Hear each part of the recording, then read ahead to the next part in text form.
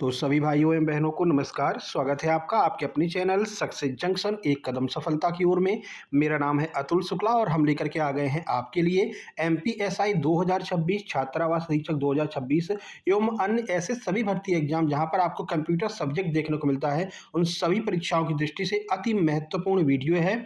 Top 150 प्रश्नों को हम कवर करने वाले हैं। सुपर मैराथन नंबर 2 है। इससे पहले कंप्यूटर की एक मैराथन हम लेकर के आ चुके हैं जिसमें महत्वपूर्ण प्रश्नों को हमने कवर किया था। अब जो बाकी बचे हुए टॉपिक थे उनको आज हम कवर करने वाले हैं, जैसे एमएस एक्सेल हो गया, एमएस वर्ड हो गया, ई कॉमर्स हो गया, यहाँ से भी प्रश्न आपको, इंटरनेट हो गया, यहाँ से भी प्रश्न आपको देखने को मिलते हैं आपके एग्जाम में। तो आज हम इस टॉपिक को कवर करने वाले हैं। उससे पहले वीडियो को लाइक करके चैनल को सब्सक्राइब कर दीजिए जिससे आगे आने वाली सारी वीडियो टाइम टू टाइम आपके पास में पहुंच सके। इसके अलावा आज शाम को 4 बजे आपको एमपी जीके एवं एमपी करंट अफेयर की सुपर मैराथन मिलने वाली, ठीक है। तो एमपी की आज सुपर मैराथन शाम को लेकर के आएंगे, तो वो भी आप तक पहुंच सके इसके लिए आपको वीडियो को लाइक कर देना है, चैनल को सब्सक्राइब कर देना है। चलिए शुरुआत करते हैं और देखते हैं आज का पहला प्रश्न। पार्ट पहला है आपका एमएस वर्ड यानी कि शब्द संसाधन जिसको हिंदी में कहते हैं। तो एमएस वर्ड के सभी प्रश्नों को कवर करते हैं जो आपके एग्जाम में आ सकते हैं। पहला, एमएस वर्ड किस प्रकार का सॉफ्टवेयर है? तो यह एक वर्ड प्रोसेसिंग सॉफ्टवेयर है। अगला प्रश्न, एमएस वर्ड में नया डॉक्यूमेंट बनाने की शॉर्टकट की क्या होती है? देखो, शॉर्टकट की हर एग्जाम में पूछते हैं। अभी जितने भी एग्जाम देखे गए हैं, जैसे कि पटवारी हो गया, ये अन्य जो भी एग्जाम है, वहाँ पर शॉर्टकट की जरूर पूछी जाती है। एमएस वर्ड, एमएस एक्सेल की, महिला परीक्षक में भी बहुत शॉर्टकट की पूछी गई थी, है ना। तो एमएस वर्ड में नया डॉक्यूमेंट बनाने की शॉर्टकट की होती है कंट्रोल+N। डॉक्यूमेंट को सुरक्षित करने यानी सेव करने की शॉर्टकट की क्या है? तो ये आपकी कंट्रोल+S होती है, वर्ड पैड में डॉक्यूमेंट को सेव करने की शॉर्टकट की। अगला, हेल्प विंडो खोलने के लिए किस फंक्शन की का इस्तेमाल किया जाता है? तो F1 का यूज करते हैं हेल्प विंडो खोलने के लिए। अगला नंबर 5, टेक्स्ट को बोल्ड करने की शॉर्टकट की क्या है? तो अगर किसी टेक्स्ट को आप बोल्ड करना चाहते हैं, गहरा करना चाहते हैं, तो कंट्रोल+B दबा करके आप इसको गहरा कर सकते हैं।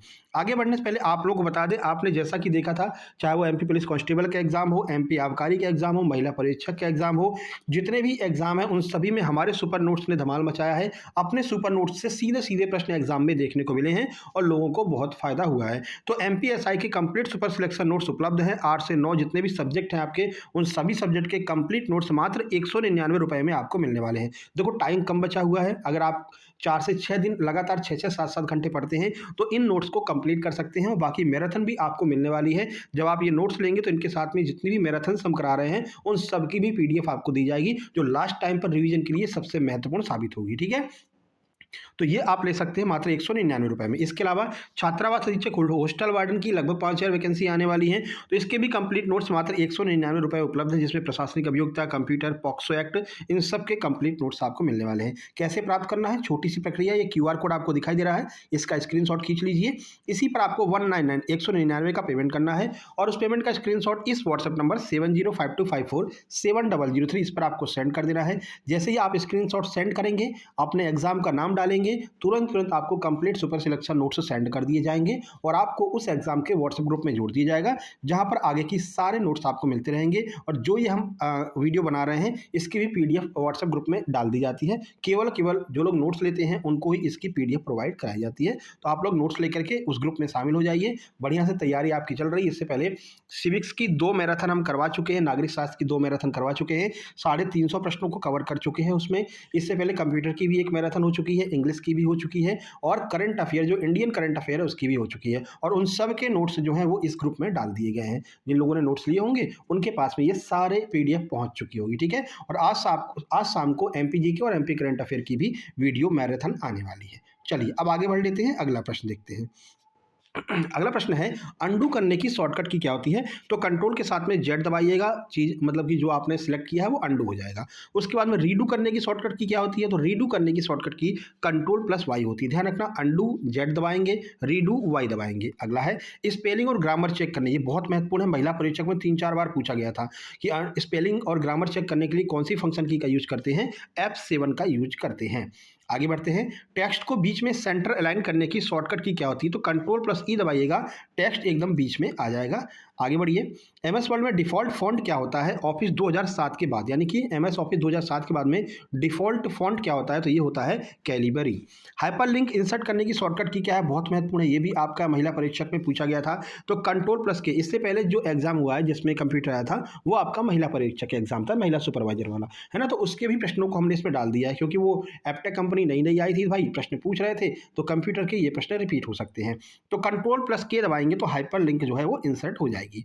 डॉक्यूमेंट के अंत में जाने के लिए क्या दबाते हैं, तो कंट्रोल के साथ में एंड दबाएंगे तो डॉक्यूमेंट के अंत में पहुंच जाएंगे। फाइंड डायलॉग बॉक्स खोलने की शॉर्टकट की क्या होती है, तो ये कंट्रोल प्लस एफ होती है। रिप्लेस करने की शॉर्टकट की क्या है, तो ये कंट्रोल प्लस एच दबाएंगे तो ये रिप्लेस करने की शॉर्टकट की होती है। अगला, पेज सेटअप करने के लिए किस टैब का उपयोग किया जाता है, तो लेआउट या फिर पेज लेआउट का उपयोग किया जाता है पेज को सेटअप करने के लिए। कट किए गए टेक्स्ट को पेस्ट करने की शॉर्टकट की क्या होती है, तो ये कंट्रोल प्लस भी दबाएंगे तो जो आपने कट किया है वो वहां पर पेस्ट हो जाएगा। अगला, फॉन्ट साइज बढ़ाने की शॉर्टकट की क्या है, तो फॉन्ट साइज बढ़ाना चाहते हो तो कंट्रोल दबाइए, शिफ्ट दबाइए और ये वाला जो है मतलब ग्रेटर देन का जो सिंबल है इसको दबाते चले जाएंगे तो फॉन्ट बढ़ता चला जाएगा, फॉन्ट का साइज जो है वो बढ़ता चला जाएगा। 18 नंबर, डॉक्यूमेंट का ओरिएंटेशन ये कितने प्रकार का होता है, तो 2 प्रकार का होता है, एक पोर्ट्रेट और एक लैंडस्केप। ये जो आप देख रहे हैं ये लैंडस्केप है, ठीक है। पोर्ट्रेट एकदम सीधा होता है, ठीक है, तो ये आपने कई बार देखा होगा 9:16 और 16:9, है ना। तो ये 2 प्रकार के आपको लेआउट देखने को मिलते हैं।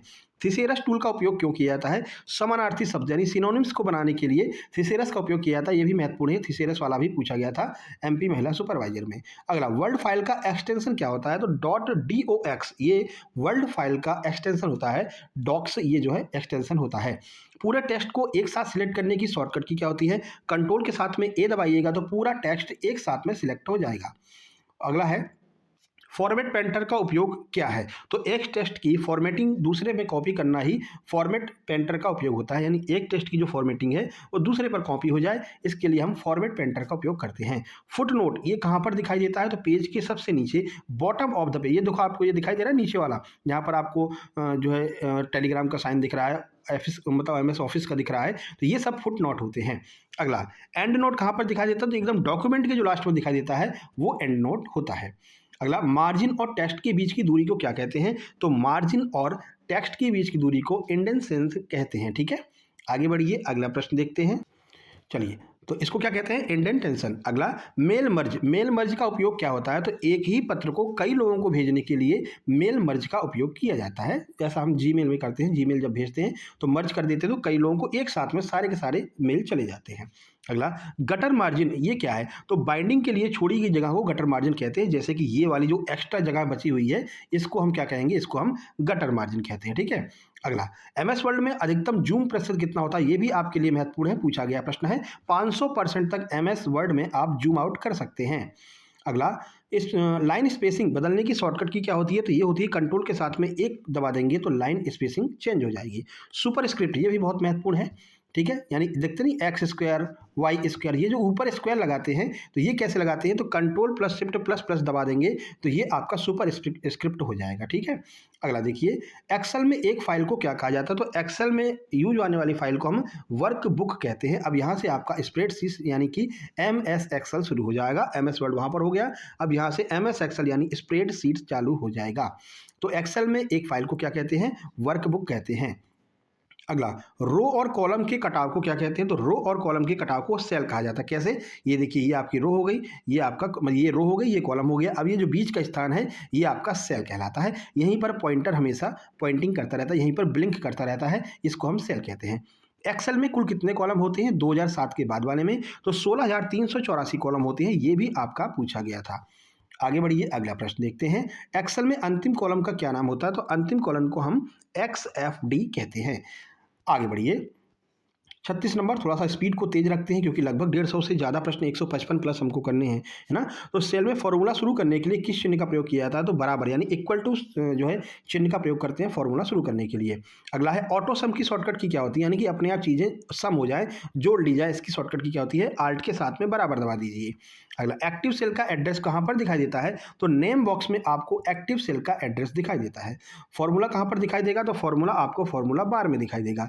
नई वर्कशीट जोड़ने की शॉर्टकट की क्या होती है, शिफ्ट के साथ में F11 दबा दीजिए, नई जो वर्कशीट है वो ऐड हो जाएगी। एक्सेल फाइल का डिफ़ॉल्ट एक्सटेंशन क्या होता है? तो एक्सेल फाइल का डिफ़ॉल्ट एक्सटेंशन .xlsx होता है, ये आपको ध्यान रखना है। अगला है वी लुकअप फंक्शन का क्या काम होता है? तो वर्टिकल डेटा को खोजने के लिए वी लुकअप फंक्शन का यूज़ करते हैं। 47 चार्ट इंसर्ट करने की शॉर्टकट की क्या है? F11 के द्वारा आप चार्ट को इंसर्ट कर सकते हैं। सेल को एडिट करने के लिए किस फंक्शन का उपयोग किया जाता है? तो अगर आप सेल को एडिट करना चाहते हैं तो F2 फंक्शन की का यूज करेंगे। किसी रेंज में सबसे बड़ी संख्या खोजने का फॉर्मूला क्या होता है? तो बराबर के साथ में मैक्स और ये दोनों कॉलम कॉमा जो होता है ना, कॉलम बंद करने वाला, ये आप दबा देंगे तो सबसे बड़ी संख्या खोज सकते हैं। फिल्टर लगाने की शॉर्टकट की क्या है? तो कंट्रोल के साथ में शिफ्ट प्लस एल दबा दीजिए, इससे आपका फिल्टर लग जाएगा। अगला है A1 किस प्रकार का सेल रेफरेंस है? तो ये एब्सोल्यूट रेफरेंस है, ये आपको ध्यान रखना। A1 जो है एक्सेल में सॉर्ट का क्या अर्थ है? तो डेटा को क्रमबद्ध करना, यानी A to Z कीजिए या फिर Z to A कीजिए, यानी एक क्रमबद्ध तरीके से अगर आप डेटा को लिखना चाहते हैं, इसी को हम सॉर्ट बोलते हैं। अगला सेल में वर्तमान तारीख डालने की शॉर्टकट की क्या होती है? तो वर्तमान यानी आज की तारीख डालनी है तो कंट्रोल के साथ में ये वाली कुंजी दबा देंगे तो आज की तारीख डल जाएगी। वर्तमान समय टाइम डालने की शॉर्टकट की क्या है? तो कंट्रोल प्लस शिफ्ट उसके साथ में ये अगर आप दबा देंगे तो आज की टाइम डल जाएगा। एक सेल से दूसरे सेल में जाने के लिए किसका उपयोग करते हैं? तो टैब का उपयोग करते हैं, ध्यान रखना। इसमें इंटर का यूज नहीं होता है, इसमें टैब का यूज होता है एक सेल से दूसरे सेल में जाने के लिए। अगला है पीवट टेबल, इसका उपयोग क्या होता है? तो डेटा को समराइज यानी कि सारांशित करने के लिए पीवट टेबल का यूज करते हैं। अगला वैल्यू एरर, ये एरर कब आता है? तो जब फॉर्मूला में गलत डेटा टाइप हो जाए तो इस तरह का एरर आपको दिखाई देगा। अगला है कॉन्करेंटेंशन फंक्शन का क्या कार्य होता है? तो दो या दो से अधिक जो आपके टेक्स्ट होते हैं उनको जोड़ने के लिए हम कॉन्करेंटेंस, एक मिनट रुकना, कंसंटनेट का जो है फंक्शन का उपयोग करते हैं। अगला है मर्ज एंड सेंटर का क्या कार्य करता है? यानी जो मर्ज और सेंटर की होती है, इसका क्या कार्य होता है मर्ज और सेंटर का? तो कई सेलों को जोड़ करके एक बनाना और टेक्स्ट को बीच में लाना, ये काम मर्ज एंड सेंटर का होता है। अगला एक्सेल में डिफ़ॉल्ट रूप में कितनी सीट्स होती हैं पुराने वर्जन में? तो पुराने वर्जन में 3 सीट हुआ करती थी। सबसे पहले आप वीडियो को लाइक कर दीजिए, ठीक है। उसके बाद में चैनल पर पहली बार आएँ सब्सक्राइब करके नोटिफिकेशन बेल दबा दीजिए, क्योंकि आप जानते हैं सक्सेस जंक्शन हमेशा अपनी मैराथन्स के लिए फेमस है। एग्ज़ाम जैसे ही आते हैं हम लगातार मतलब 150 की, 200 की, 250 प्रश्नों की मैराथन्स लेकर के आते रहते हैं आपके लिए, है ना। करंट अफेयर की 250 प्रश्नों की मैराथन करा दी है, बाकी सब्जेक्ट की 200 प्रश्नों की, 150 प्रश्नों की मैराथन करा दी है ना। तो आपको सबसे पहले वीडियो को लाइक कर देना, शेयर कर देना है। इतना मेहनत आपके लिए कर रहे हैं, आप लोग शेयर ही नहीं करते हो। अपने दोस्तों के पास में शेयर भी करना है और प्यारा सा कमेंट कर देंगे तो सोने पे सुहागा हो जाएगा। अगला देख लीजिए, एक्सेल में डिफ़ॉल्ट रूप में 3 सीटें होती हैं। अगला है रिलेटिव रेफरेंस, ये क्या होता है? तो रिलेटिव जो रेफरेंस होता है, जो सेल कॉपी करने पर बदल जाता है उसे हम रिलेटिव रेफरेंस कहते हैं।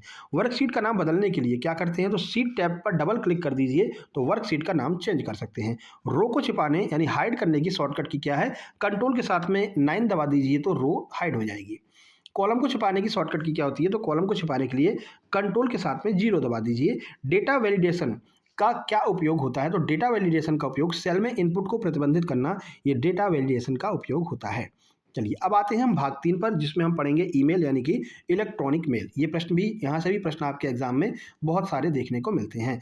तो पहला प्रश्न है ईमेल का फुल फॉर्म क्या होता है? पहला प्रश्न यही होता है। तो ईमेल को हम इलेक्ट्रॉनिक मेल कहते हैं, ये भी आपका महिला सुपरवाइजर में पूछा जा चुका है। अगला, ईमेल का आविष्कार किसने किया था? तो रे टैमिल्सन महोदय ने ईमेल का आविष्कार किया था। ईमेल एड्रेस में चिन्ह का क्या महत्व है? तो यूजर नेम और डोमेन नेम को अलग करने के लिए का यूज करते हैं। जैसे कि हमारा जो ईमेल है वो है atulshukla@gmail.com, है ना। ऐसा आपने देखा होगा। तो ये @ का काम क्या होता है कि जो यूजर नेम होता है और जो डोमेन नेम होता है, इनको अलग करने के लिए @ का यूज करते हैं। BCC का फुल फॉर्म क्या होता है? Blind carbon copy. ये कई बार पूछा गया था पटवारी में, MP पटवारी का जब एग्जाम हुआ तो ये पूछा जा सकता है। BCC का full form blind carbon copy होता है। CC का फुल फॉर्म क्या है? तो CC का फुल फॉर्म होता है कार्बन कॉपी।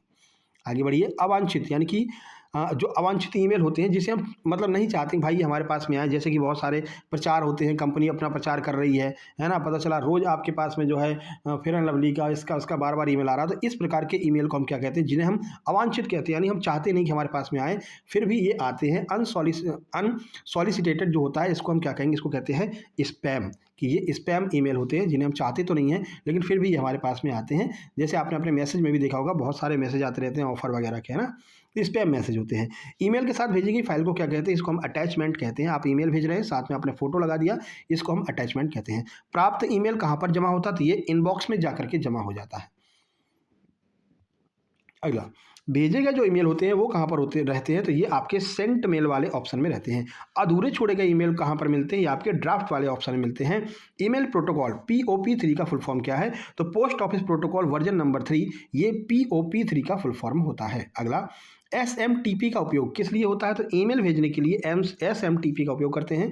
SMTP का फुल फॉर्म देख लीजिए, सिंपल मेल ट्रांसफर प्रोटोकॉल, ये SMTP का फुल फॉर्म है। ये भी कई बार पूछा जा चुका है। अगला, IMAP, इसका फुल फॉर्म क्या होता है? तो इंटरनेट मैसेज एसेज प्रोटोकॉल, ये आपका IMAP का फुल फॉर्म होता है। अगला 79, ईमेल भेजने के लिए किस बटन का उपयोग करते हैं? तो ईमेल भेजने के लिए सेंड बटन का इस्तेमाल करते हैं। अगला, डिलीट किए गए ईमेल अस्थायी रूप से कहाँ पर जाती है? तो ये ट्रांस या फिर बिन में जाते हैं। आपने देखा भी होगा रिसाइकिल बिन, रिसाइकिल बिन का एक जो है आपको ऑप्शन देखने को मिलता है। तो जितने भी आपने मैसेज डिलीट किए हैं वो आपके रिसाइकिल बिन में जाकर के सेव हो जाते हैं। जितने भी मोबाइल से आप फोटो को डिलीट करते हैं तो एक फोल्डर बना रहता है, मोबाइल में भी होता है रिसाइकिल बिन का ऑप्शन, वहाँ पर जाकर के सेव हो जाता है। आप कहते हो कि हमने अपने गैलरी से तो फोटो डिलीट कर दिया, अब तो स्पेस खाली हो जाना चाहिए, फिर भी हमारा उतना ही स्पेस दिखा रहा है। क्यों दिखा रहा है? क्योंकि वो रिसाइकिल बिन में जाकर के सेव हो गए, उतनी जगह घेर रहे हैं। तो रिसाइकिल बिन में जाकर के आप जब डिलीट करेंगे तो आपका मोबाइल खाली हो जाएगा, यानी कि स्पेस आपको दिखने लगेगा। सब्जेक्ट लाइन का क्या अर्थ है? तो ईमेल का संक्षिप्त विवरण आपको जो है सब्जेक्ट लाइन में देखने को मिल जाता है। ईमेल एड्रेस में अधिकतम कितने भाग होते हैं? तो ईमेल एड्रेस में 2 भाग होते हैं, एक यूजर नेम और एक डोमेन नेम। इन दोनों को जोड़ने का काम कौन करता है? @ के द्वारा इनको जोड़ा जाता है। आगे, क्या ईमेल एड्रेस में स्पेस हो सकता है? तो ध्यान रखना, ईमेल एड्रेस में कभी भी स्पेस का इस्तेमाल नहीं हो सकता है। ईमेल एड्रेस लिखेंगे atulshukla@gmail.com, तो एक साथ में लिखना पड़ेगा, बीच में कहीं आपको स्पेस नहीं देना है। आगे बढ़िए भैया, यही प्रश्न आपके एग्जाम में आते हैं ना, ये एग्जाम में पूछे गए प्रश्न, अपने मन से नहीं लेकर के आ रहे हैं। महिला सुपरवाइजर में, MP पटवारी में, या फिर आपका सब ग्रुप 3 में, जहाँ पर भी आपका ITI TO में, तो जहाँ पर भी आपके प्रश्न आए हैं वही सारे प्रश्न है ना, तो अलग से कहीं से प्रश्न थोड़ी बना करके ले आएंगे। अगला, अटैचमेंट का अधिकतम साइज जीमेल में कितना होता है? तो 25 MB से ज़्यादा आप नहीं सेंड कर सकते हैं। सिग्नेचर ईमेल में कहाँ पर जुड़ता है? तो ये ईमेल के सबसे नीचे आप सिग्नेचर को जोड़ सकते हैं। आउटबॉक्स क्या है? तो वे ईमेल जो अभी तक भेजे नहीं जा सके हैं उन्हें हम आउटबॉक्स में देख सकते हैं। अगला, फिशिंग, फिशिंग क्या है? तो धोखाधड़ी वाला जो ईमेल भेज करके जानकारी चुराना ही फिशिंग कहलाता है। ईमेल ID example@gmail.com में gmail.com क्या है? तो ये क्या होता है? ये डोमेन नेम होता है। अगला, स्पैम फोल्डर के ईमेल आमतौर पर कितने दिन बाद डिलीट हो जाते हैं? तो 30 दिन बाद ये अपने आप ही डिलीट हो जाते हैं जो स्पैम में आते हैं। अगला, नया ईमेल लिखने के लिए किस विकल्प पर क्लिक करते हैं? तो कंपोज वाले ऑप्शन पर क्लिक किया जाता है नया ईमेल अगर आपको लिखना है। ईमेल के जनक भारत में किसको माना जाता है? तो शिवा अय्यादुरई को भारत में ईमेल का जनक माना जाता है। इंपॉर्टेंट है, ध्यान रखना। आगे बढ़ते हैं। फॉरवर्ड विकल्प का क्या उपयोग है? तो प्राप्त ईमेल को किसी और को अगर भेजना है तो फॉरवर्ड विकल्प का इस्तेमाल करेंगे। क्या एक साथ कई लोगों को ईमेल भेजा जा सकता है? तो बिल्कुल भेजा जा सकता है। अभी आपको मेल मर्ज वाला ऑप्शन पढ़ाया था, जहां पर बताया था एक साथ में एक ईमेल को कई लोगों को भेज सकते हैं। रिप्लाई ऑल का क्या अर्थ है? तो ईमेल थ्रेड के सभी प्राप्तकर्ताओं को उत्तर देना, एक साथ में सबको उत्तर देना है, तो रिप्लाई ऑल का इस्तेमाल करेंगे। 95 पर ईमेल के जरिए वायरस फैलने का मुख्य जरिया क्या होता है? तो अटैचमेंट। वैसे ईमेल से वायरस नहीं फैल सकते हैं, लेकिन ईमेल के साथ में जो अटैचमेंट इस्तेमाल में लाया जाता है, जो 25 MB से ज़्यादा का नहीं हो सकता है, इसके थ्रू कभी कभी वायरस पहुंच सकते हैं ईमेल के द्वारा भी। अगला नंबर, अब आगे बढ़ते हैं भाग 4 पर, जो है आपका इंटरनेट। इंटरनेट पढ़ लेते हैं। इंटरनेट का फुल फॉर्म क्या होता है? तो ध्यान रखना, इंटरकनेक्टेड नेटवर्क, ये इंटरनेट का फुल फॉर्म होता है। इंटरनेट का जनक किसे माना जाता है? विंड सर्फ को माना जाता है। ये भी कई बार पूछा जा चुका है, विंड सर्फ ITI TO में पूछा गया था। आगे बढ़िए, WWW इसका फुल फॉर्म क्या होता है? तो बहुत फेमस प्रश्न है, ये आपको हर एग्जाम में देखने को मिलेगा किसी न किसी शिफ्ट में। तो WWW का फुल फॉर्म होता है वर्ल्ड वाइड वेब। ठीक है, ध्यान रखना, इसको स्टार मार्क कर लीजिए। WWW इसका आविष्कार किसने किया था? तो टिम बर्नस ली ने इसका आविष्कार किया था। अगला, HTTP इसका फुल फॉर्म क्या होता है? ये भी पूछा गया, HTTP का फुल फॉर्म। तो ये होता है hyper text transfer protocol. URL का फुल फॉर्म क्या है? तो यूनिफॉर्म रिसोर्स लोकेटर। अगला है पहला वेब ब्राउजर, शतक अपना लग चुका है भैया, यहीं पर अपनी सेंचुरी हो चुकी थी। ठीक है, अगला है पहला वेब ब्राउजर कौन सा था? तो ये वर्ल्ड वाइड वेब, बाद में इसको नेक्सस कहा गया, ये पहला जो है वेब ब्राउजर था। अगला, IP का फुल फॉर्म क्या होता है? तो IP का फुल फॉर्म है इंटरनेट प्रोटोकॉल। मॉडेम का पूर्ण रूप क्या होता है? तो मॉडेम का फुल फॉर्म है मॉड्यूलेटर और डीमॉड्यूलेटर। आगे बढ़ते हैं। भारत में इंटरनेट की शुरुआत कब हुई थी? तो 15 अगस्त 1995 को बीएसएनएल, ध्यान रखना कई बार गलती हो जाती है, बीएसएनएल आपको याद रहता है, लेकिन ध्यान रखना बीएसएनएल नहीं है, बीएसएनएल है, ठीक है। तो बीएसएनएल ने पहली बार भारत में 15 अगस्त 1995 से इंटरनेट की शुरुआत की थी। डीएनएस का फुल फॉर्म क्या होता है? डोमेन नेम सिस्टम, ये डीएनएस का फुल फॉर्म है। ये भी महत्वपूर्ण है, जो महत्वपूर्ण है उन पर हम ऑलरेडी स्टार मार्क करते आ रहे हैं। वेबसाइट के मुख्य पेज को क्या कहा जाता है? तो वेबसाइट का जो मेन पेज होता है उसे हम होम पेज कहते हैं। वाईफाई का फुल फॉर्म क्या है? तो वाईफाई का फुल फॉर्म है वायरलेस फिडेलिटी। आगे बढ़ते हैं। इंटरनेट पर फाइलों के आदान प्रदान के लिए कौन सा प्रोटोकॉल यूज में लाया जाता है? तो एफटीपी का यूज करते हैं, फाइल ट्रांसफर प्रोटोकॉल। इसके द्वारा जो है हम फाइलों का आदान प्रदान कर सकते हैं। सर्च इंजन का एक उदाहरण दीजिए। तो सर्च इंजन गूगल हो गया, बिन हो गया, ये सब जो है, ओपेरा मिनी हो गया, यूसी ब्राउजर हो गया, तो ये सब क्या है? सर्च इंजन के जो है आपके एग्जाम्पल हो जाएंगे, ठीक है। जैसे गूगल वगैरह होता है ना, याहू देखते हैं आप, याहू भी एक प्रकार का सर्च इंजन होता है, ठीक है। ओपेरा मिनी हो गया। अगला, ब्राउजर का एक उदाहरण दीजिए। तो ये आपका गूगल क्रोम हो जाता है, मोजिला फायरफॉक्स हो जाता है, यूसी ब्राउजर हो जाता है। किसी वेबसाइट का पता क्या कहलाता है? तो किसी वेबसाइट का जो पता होता है उसको हम यूआरएल कहते हैं, यूनिफॉर्म रिसोर्स लोकेटर इसका फुल फॉर्म होता है। अगला, HTML का फुल फॉर्म क्या है? तो HTML का फुल फॉर्म है hyper text markup language. Cookies का क्या कार्य होता है? तो वेबसाइट द्वारा यूजर की जानकारी सुरक्षित करने वाली छोटी छोटी जो फाइलें होती हैं उन्हें हम कुकीज़ कहते हैं। ISP का फुल फॉर्म क्या है? तो ISP का फुल फॉर्म है इंटरनेट सर्विस प्रोवाइडर।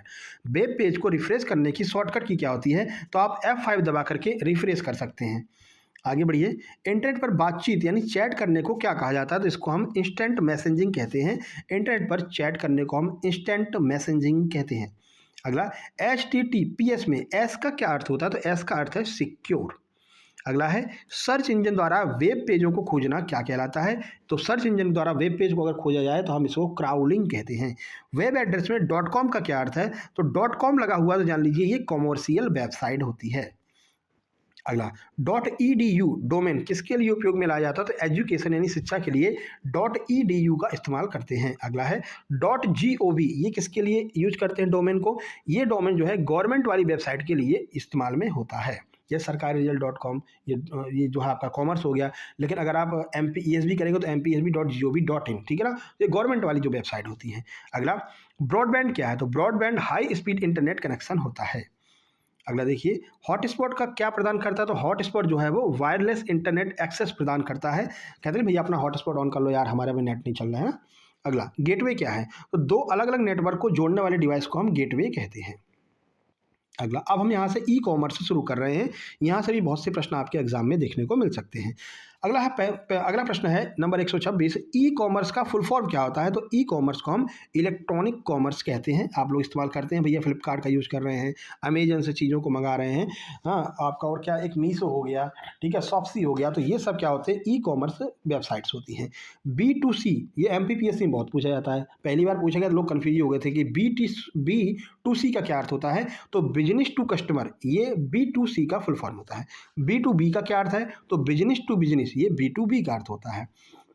अगला है C2C का क्या अर्थ है? तो कंज्यूमर टू कंज्यूमर, ये C2C का होता है ना, पटवारी में बहुत पूछा गया था इसको। अमेजन और फ्लिपकार्ट जो है ये किस मॉडल के उदाहरण हैं? तो ये B2C यानी कि बिजनेस टू कंज्यूमर के उदाहरण हो जाएंगे, ठीक है। आगे बढ़िए। ओलेक्स और क्विकर, ये किस मॉडल के उदाहरण है? तो ये C2C, कहते हैं भैया अपनी चीज़ों को ओलेक्स पर बेच दो, मतलब आप कोई चीज़ इस्तेमाल कर लिए हो, है ना, अब उसको ओलेक्स पर बेचेंगे तो क्या होगा? आप खुद भी कस्टमर हैं, जो लेने वाला आ रहा है वो भी कस्टमर है ना, तो कस्टमर टू कस्टमर या फिर कंज्यूमर टू कंज्यूमर, इसको ये जो है उदाहरण हो जाएगा ओलेक्स और क्विकर। और बिजनेस टू कंज्यूमर ये उदाहरण हो जाएगा अमेजन, फ्लिपकार्ट। अगला, EDI का फुल फॉर्म क्या होता है? तो EDI का फुल फॉर्म है इलेक्ट्रॉनिक डाटा इंटरचेंज। ऑनलाइन सामान खरीदना क्या कहलाता है? जिसको हम ऑनलाइन शॉपिंग कहते हैं। सब लोग आजकल ऑनलाइन शॉपिंग करते हैं।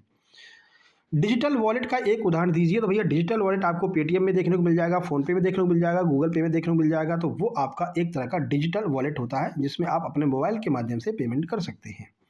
चलिए अगला है COD का फुल फॉर्म क्या होता है? कैश ऑन डिलीवरी, जब सामान आपके घर पे आएगा तब आप पैसे देंगे, इसको कैश ऑन डिलीवरी कहते हैं। ई कॉमर्स में पेमेंट गेटवे क्या होता है? तो सुरक्षित ऑनलाइन भुगतान संसाधित करना ही पेमेंट गेटवे कहलाता है। एम कॉमर्स का क्या अर्थ है? तो मोबाइल कॉमर्स जो है ये एम कॉमर्स कहलाता है, ठीक है। मोबाइल के माध्यम से कोई चीज़ खरीदते हैं तो इसको हम एम कॉमर्स कहते हैं। सोशल मीडिया के जरिए व्यापार करना क्या कहलाता है? सोशल कॉमर्स कहलाता है। आपने अभी तक देखोगे फेसबुक पर कोई प्रचार कर रहा है ना? आपने ट्विटर पर देखा होगा या फिर आपने इंस्टाग्राम पर देखा होगा, लोग प्रचार करते रहते हैं, तो वो आपका सोशल कॉमर्स कहलाता है। ओटीपी का फुल फॉर्म क्या होता है? तो वन टाइम पासवर्ड, ये ओटीपी का फुल फॉर्म होता है। चलिए कमेंट बॉक्स में कमेंट करके बताइए FIR का फुल फॉर्म क्या होता है? सिविक्स में हमने कल ही कराया था शायद, है ना? कल वाली वीडियो में 150 जब कराए थे तो हमने FIR का फुल फॉर्म आपको बताया था। चलिए कमेंट बॉक्स में कमेंट कीजिए FIR का फुल फॉर्म क्या होता है। देखिए जो चीज़ें आप कमेंट बॉक्स में कमेंट कर देते हैं वो हमेशा के लिए आपके दिमाग में सेट हो जाती है। तो अगर हम कहें कि इस प्रश्न का उत्तर दीजिए तो ज़रूर कमेंट किया कीजिए। चलिए डिजिटल सिग्नेचर का उपयोग क्यों किया जाता है? तो प्रामाणिकता और सुरक्षा के लिए डिजिटल सिग्नेचर का उपयोग करते हैं। अगला, इन्वेंट्री का क्या अर्थ है? तो स्टॉक में रखा गया सामान इन्वेंट्री कहलाता है।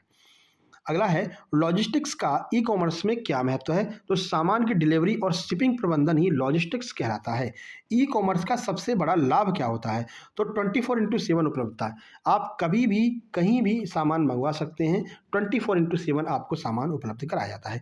ई टेलिंग का क्या कार्य है? तो इलेक्ट्रॉनिक रिटेलिंग को हम ई टेलिंग कहते हैं। साइबर मंडे ये क्या है? तो साइबर मंडे ऑनलाइन शॉपिंग के लिए एक विशेष छूट का दिन होता है, साइबर मंडे। SLA का फुल फॉर्म क्या है? तो सर्विस लेवल एग्रीमेंट, ये SLA का फुल फॉर्म हो जाता है। भुगतान के लिए CVV ये कहाँ पर पाया जाता है? तो ये डेबिट कार्ड या फिर क्रेडिट कार्ड के पीछे पाया जाता है। आपके पास में डेबिट कार्ड होगा, ATM होगा, ATM कार्ड के पीछे देखिए आपको 3 अंकों का CVV लिखा मिल जाता है, जिसके माध्यम से पहचान हो जाती है कि हाँ भैया ये जो है सही एवं लीगल ATM है जहाँ से पेमेंट हो रहा है। डेबिट कार्ड या फिर क्रेडिट कार्ड है जहाँ से सही पेमेंट हो रहा है।